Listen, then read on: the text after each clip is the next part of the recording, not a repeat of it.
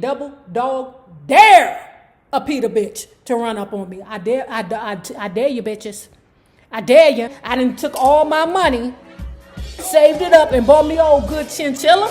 And you bitches gonna run up and throw some red paint on me? Ooh, woo!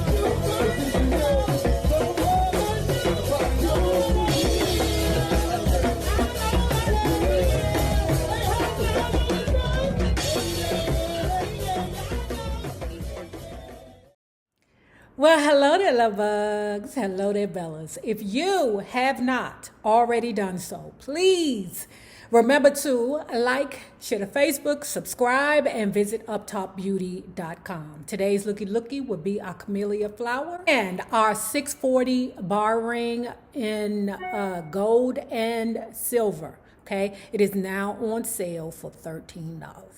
And if you are not already a part of our book club, please hit the Patreon link below and or the join button here on the YouTube. And for a small monthly fee of $5, you babies, yes you can be privy to all the shenanigans before the YouTube gets it, if the YouTube gets it. Now, let's continue talking about Jennifer Lewis, the mother of Black Hollywood, child. The preacher's wife was shot mostly in Yonkers, New York, during terrible winter weather. One morning, I sat in the chilly hair and makeup trailer preparing for a scene with Whitney.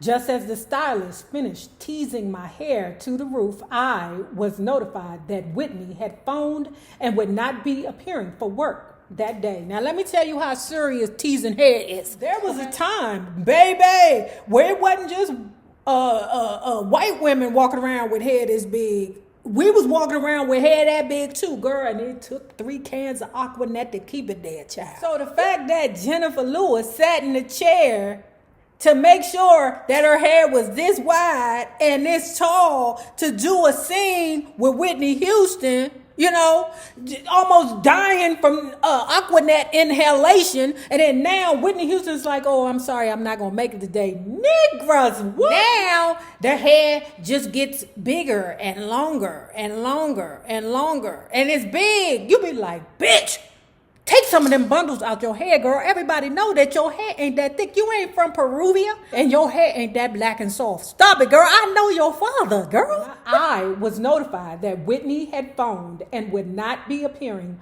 for work that day. Therefore, I would have to shoot a different scene that required a completely different hairdo. I was first. The stylist would have to wash and restyle my hair in the freezing cold. Bullshit the baker, man. I was already cold, and the small heater in the trailer would never get the area warm enough for me to sit there with wet hair. After a miserable hour of shivering while my hair was redone, I called Whitney. Her private number. Hello. Hi, baby, it's Jennifer. Oh, mama, I can't come to work today. There is too much snow. But you should have called 2 hours ago, Whitney. I had to sit in that freezing ass trailer with a wet head because you called so late. I probably caught my death of cold. But we couldn't even get the car down the driveway. Listen, little girl, this ain't no concert tour. This is making movies. This is teamwork. This is not the Whitney show. You have to think about the people who you are working with. Please, mama, I won't do it no more. It won't happen again. Please don't be mad, mama. And how could I be mad? I knew she had heard me and was sorry. It became more and more clear that Whitney carried heavy burdens. Later that week, we were shooting at a pier on the Hudson River. I could see that something wasn't right with Whitney that day. I didn't know what. She looked beautiful in her wardrobe, but she seemed troubled and disconnected. I said to her, you know, Whitney, I went to therapy to take care of my challenges. And baby, before I could say another word, she whipped her head around and said, oh no, mama, my Lord and Savior, Jesus Christ, take care of me. She said it with such favor and determination that I never brought it up again. The next summer, Whitney invited me to Jersey and gave me the grand tour of her house. Her sweet little girl, Bobby Christina, was swimming, so I jumped in. We had fun, but after an hour, I was ready to get out. She, of course, was not, but nevertheless allowed me to wrap her in a big fluffy towel and take her back inside to her talented mama. Whitney and I stayed in touch, off and on, but we didn't see each other much. Years later, I was in Atlanta filming Meet the Browns, and Whitney asked me to her home for dinner. When I arrived, she was indisposed and could not come down for the meal. I spent the evening with Sissy and Pat, Whitney's mother and sister-in-law. Then, a couple of months before Whitney passed away, she called me. She was very excited about Waiting to Exhale 2 and said she was on her way to rehab so she would be in top shape to shoot the movie. I'm going to do it this time, Mama. Don't worry, this time I'm going to do it for real. I never heard Whitney's voice again, but I often recall the day we filmed a scene in the church where she sings. I was giving an interview in the back of the church, and without moving my eyes off Whitney, I said to the journalist, her voice is the eighth wonder of the world, and that's all I have to say about that. 100. I found out what I've been missing, always on the run. Y'all know I can't sing. I've been looking for someone. The child, in my mind, I be singing good as shit in my mind, y'all. I went to a big birthday party given by Carrie Fisher and Penny Marshall, who directed The Preacher's Wife. Now, let me tell you what I did not know. Carrie Fisher's daughter is one of the little girls who play frequently on American Horror Story. Damn, I can't think of her name. Man, I'm going to put it in the comments. But I did not know that girl was Carrie Fisher. And I am a huge American Horror Story fan. This past season, the first half was real good. The first half was really good. Okay? But that second half, when they was doing that alien shit, you lost me, brother. What is that, Death Valley? You lost me. But it doesn't mean that the next season won't be fire. It was a celebrity-filled affair. In addition to my castmates, Denzel, Whitney, and Loretta, the crowd included Jack Nicholson, Jane Fonda, and Jay Leno. I was excited to meet Carrie, Princess Leia from Star Wars. She too lived with bipolar disorder and, similar to me, had turned her story and struggles into art. Damn, and Carrie, isn't Debbie Reynolds her mother? Oprah Winfrey called, and I flew to New York again, this time to participate in a reading of Toni Morrison's Beloved. But dig this.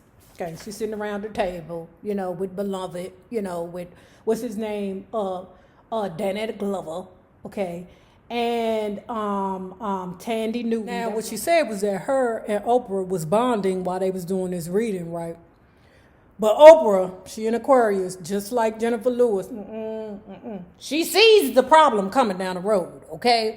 There's only one boss here. I know you an Aquarius and all us Aquarians are bosses, but bitch, you ain't gonna be the boss here. While they, bonding and everything, Oprah is noticing, wait a minute, this bitch is too good. The job that may have been hers for Beloved wasn't, okay? Ain't nobody gonna outshine the Oprah. Fuck her. She ain't say this to her face. But Jennifer Toodles, we won't be utilizing you. I'ma take this part. Y'all do remember Oprah Winfrey and Beloved, right? Child, that movie was crazy. Let's just say that girlfriends bonding shit stopped on a dime. I immediately knew I would not, under any circumstances, be cast in Beloved. Told you, because there's only going to be one boss here. And it won't be you, bitch. When I returned from the trip, there was sad news from home.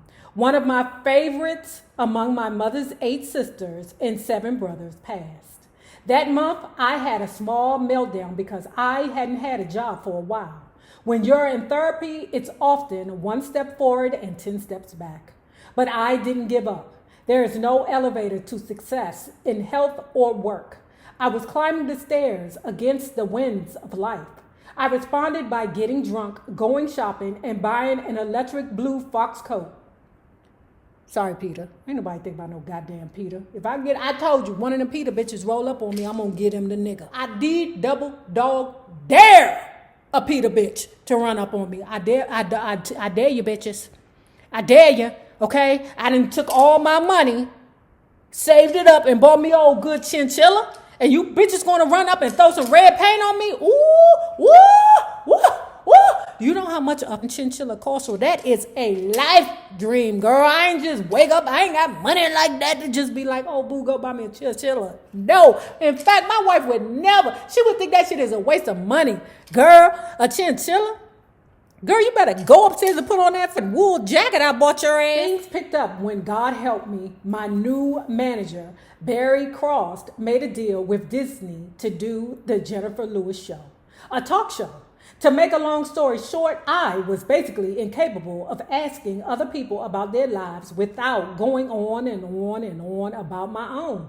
The show was a effing train wreck and was never aired. I told y'all, yeah, I can sing and act and entertain, but apparently I just can't stop talking about myself. Thank goodness the writer Lee Rose called, and I was off to Vancouver to film An Unexpected Life. In the cast were the great Elaine Stritch, Stockard Channing, S. Epatha Murkison, Christine Ebersole, and RuPaul. I am under court order to never reveal stories about the carrying-ons during that shoot. Ask Ru. Man, if you ain't gonna tell us, Ru ain't gonna tell us. I want to audition for a role in an animation created by Eddie Murphy called The PJs. It was a cast of wacky and talented people. Phil Morris's fine ass was doing Eddie Murphy's voice. And even if you listen carefully, you can't tell the difference. What the nigga, what? That wasn't Eddie Murphy? What? Man, I was today years old when I found out that the dude, Super from the PJs, was not Eddie Murphy. It was Eddie Murphy, but it wasn't Eddie Murphy. It was Eddie Murphy's voice, but it wasn't Eddie Murphy. What in what kind of world? I was fired from that job for reasons unknown. I think somebody was having sex with somebody, and before I knew it, somebody else had my job. But I didn't give a F because I had 15 other jobs. That's right. To this day, I don't remember doing the Proud Family. There was just a whole lot of shiz going on, y'all, and I was in high demand. Thank you, Jesus. The phone rang, and it was Suzanne DePass inquiring about my availability to film a television miniseries called The Temptations. The mania had been zigzagging throughout the Temptations base camp on a vintage Schwinn with Suzanne DePass running behind me screaming, "Get her off the bicycle." Later, I got on the phone with Rachel, who knew immediately what was up with me. She asked if I was on my meds. I lied and said I had taken them. All the while, I rattled on, excited about the cool 1960s cars they had on the set. Know that she was around there geeking? My God, to know that she was everywhere and she was manic? Oh my God. Later, I dialed Rachel's number again. It was midnight in Los Angeles, in what seemed to be my darker hour. I prayed she would answer. When her answering machine picked up, I wailed over and over, "Rachel, I need help." She picked up, thank God. I told her I was ready to admit I was sick. I told her I had gotten off my meds and that I was out of control. I apologized to her for being so rageful in my sessions. I told her I wanted to be well, that I was tired of hurting. I'm ready now, Rachel. This time, I'm really ready. It was a huge turning point in my life. If the breakdown during the Temptations had not been enough, the call came that my grandma Small had died. I flew to St. Louis to help comfort her 15 children. 6 sons, Robert, Walter, Roy, Charles, John, and Michael. 9 daughters, Dorothy, Catherine, Rosetta, Jean, Shirley, Gloria, Janice, Margaret, and Mary. My Aunt Louise had already passed away. There were 2 sisters as well, Ida Clay and Memory Brown, and 79 grandchildren, 105 great-grandchildren, and 17 great-great-grandchildren.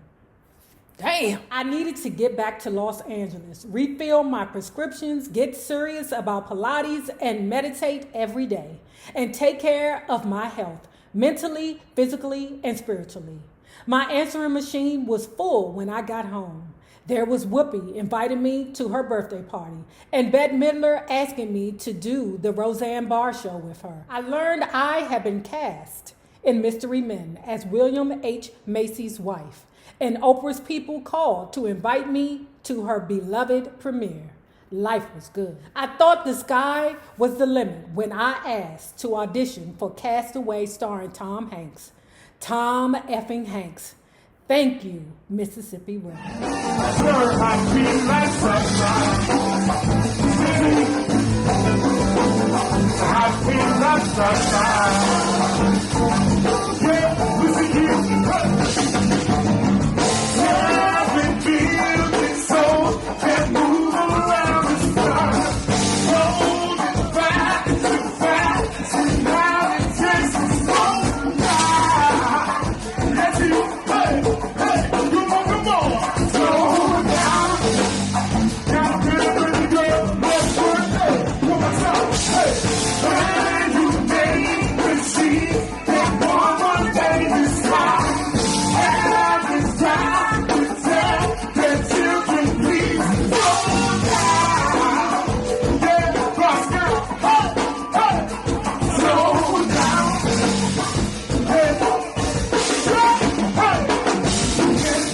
Now, if you have not already done so, please remember to like, share to Facebook, subscribe, and visit uptopbeauty.com. Now remember this, the same people that you meet on the way up will always be the same people that you meet on the way down. My naysayers, my patron loves. You babies, y'all better have a good one. Be safe. And just because they tell you to take them goddamn masks off, don't do it, baby. Don't do it. We don't know these niggas out here. We don't know them, okay?